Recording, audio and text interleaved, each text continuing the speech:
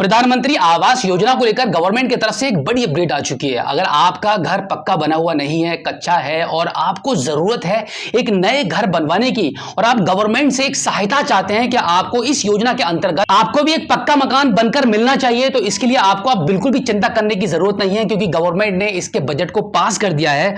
और कुछ ही दिन पहले गवर्नमेंट की तरफ से इस बात का यह अनाउंसमेंट किया गया था प्रधानमंत्री आवास योजना को लेकर के इस योजना के अंतर्गत अब 2024 में लगभग 3 करोड़ से अधिक पक्के मकान बनाए जाएंगे।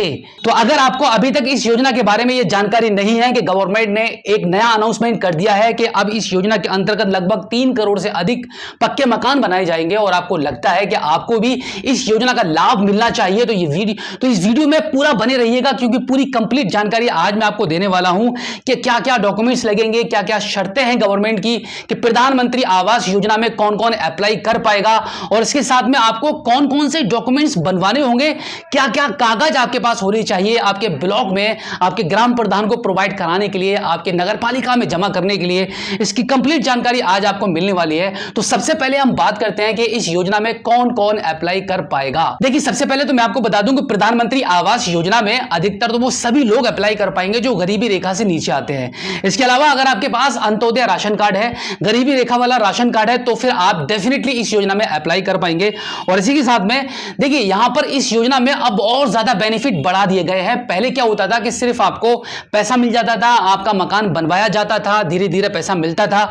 अभी भी आपको लगभग 3 से 4 किस्तों में आपको यह पैसा प्रोवाइड कराया जाएगा। लेकिन यहां वीडियो में आगे बढ़ने से पहले मैं आपको थोड़ा सा ये बता दूं कि अगर आप गांव से बिलोंग करते हैं, रूरल एरिया से बिलोंग करते हैं, तो यहां पर आपको 1,20,000 रुपए प्रोवाइड किया जाएगा इस योजना के अंतर्गत। और अगर आप सिटी से बिलोंग करते हैं तो आपको 2.5 लाख रुपए प्रोवाइड कराया जाएगा। लेकिन यहां पे जो आप अगर देख रहे होंगे कि गांव से अगर आप बिलोंग कर रहे हैं, सिटी से बिलोंग नहीं करते हैं, तो आपको पैसा कम क्यों मिलेगा? यहां पैसा कम नहीं मिलेगा। अगर आप देहात से, गांव से बिलोंग करते हैं तो आपको कुछ और भी सर्विसेज मिलेंगी, जैसे कि 1,20,000 तो आपको मकान बनने के लिए मिलेगा, और इसी के साथ में 12,000 रुपए का अमाउंट शौचालय योजना के अंतर्गत और भी आपको प्रोवाइड कराया जाएगा आपके घर में एक शौचालय बनवाने के लिए। और दूसरा रहेगा एलपीजी गैस कनेक्शन आपको बिल्कुल फ्री में मिलेगा। तीसरा आपको सबसे बड़ा बेनिफिट मिलता है इसमें कि इसी के साथ में एलपीजी गैस कनेक्शन के साथ साथ आपको लाइट कनेक्शन भी बिल्कुल फ्री में मिलेगा। बिल्कुल फ्री में आपके घर में बिजली जलेगी।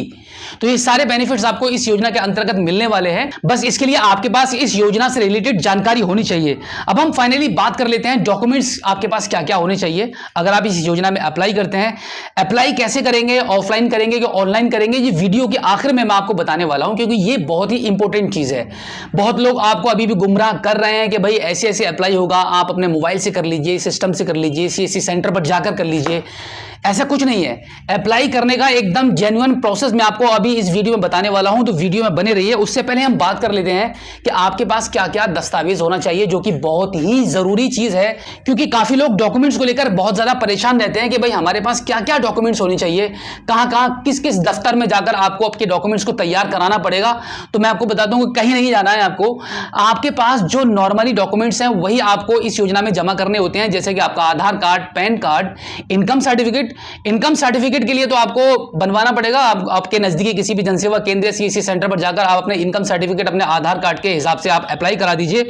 उसके बाद आपका एक किसी भी सरकारी बैंक में एक जीरो बैलेंस अकाउंट होना चाहिए, यानी कि आपका उस अकाउंट में आपका एक आधार कार्ड लिंक भी होना चाहिए, क्योंकि जो पैसा आपके अकाउंट में गवर्नमेंट की तरफ से इस योजना के अंतर्गत आपको भेजा जाएगा वो डीबीटी के माध्यम से भेजा जाता है, जिसमें आपका आधार कार्ड लिंक हो। तो किसी भी सरकारी बैंक में एक आपका अकाउंट है जिसमें आपका आधार कार्ड लिंक है, इसके साथ में आपका राशन कार्ड है, आपका इनकम सर्टिफिकेट है, आपका आधार कार्ड है और आपका पैन कार्ड है। बस इतने ही डॉक्यूमेंट्स। और एक आपको आपके प्रधान से, आपके ग्राम प्रधान से आपको एक लेटर लिखवाना पड़ता है, जिसमें वो आपके बारे में लिखेंगे और अपनी सिग्नेचर और मोहर लगाकर आपको देंगे। ये सभी डॉक्यूमेंट्स को तैयार करके आपको आपके ब्लॉक में जमा कर देने होते हैं, या फिर आप डायरेक्टली अपने ग्राम पंचायत सहायक को या फिर आपके ग्राम प्रधान को या ब्लॉक में सेक्रेटरी को, किसी को भी आप जमा करा सकते हैं।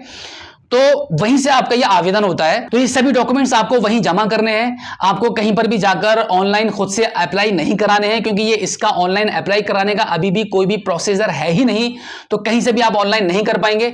ये जो आपका प्रधानमंत्री आवास योजना के अंतर्गत जो फॉर्म भरा जाता है वो अधिकारियों के थ्रू भरा जाता है, उनकी आईडी से भरा जाता है।